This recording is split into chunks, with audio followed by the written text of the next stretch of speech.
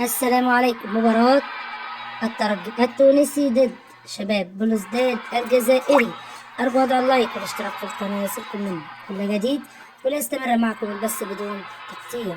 ستكون الجماهير التونسية والجزائرية على موعد مع مباراة هامة تجمع بين الترجي الرياضي التونسي وشباب بلوزداد الجزائري، وذلك لحساب الجولة السادسة من دور المجموعات في بطولة دوري أبطال إفريقيا، حيث يعتبر هذا اللقاء من المباريات الحاسمة بين الفريقين، فهو الذي سيحدد من ذا الذي سيتأهل متصدرا للمجموعة ومن سيتأهل وصيفا. وسيكون نادي الترجي التونسي هو المستضيف في هذا اللقاء، حيث تقام المباراة على ملعب 14 جونفي. ويذكر أن مقابلة الذهاب بينهما انتهت لصالح الفريق التونسي بهدف دون رد، ومن المقرر أن تنطلق المباراة الحاسمة التي تجمع بين الترجي وشباب بلوزداد اليوم السبت 1 إبريل، وذلك على الساعة 10 مساء بتوقيت غرينتش، الساعة 11 مساء بتوقيت تونس والجزائر، والساعة 12 صباحا بتوقيت مصر. أما القناة الناقلة فهي قناة بين سبورت 4.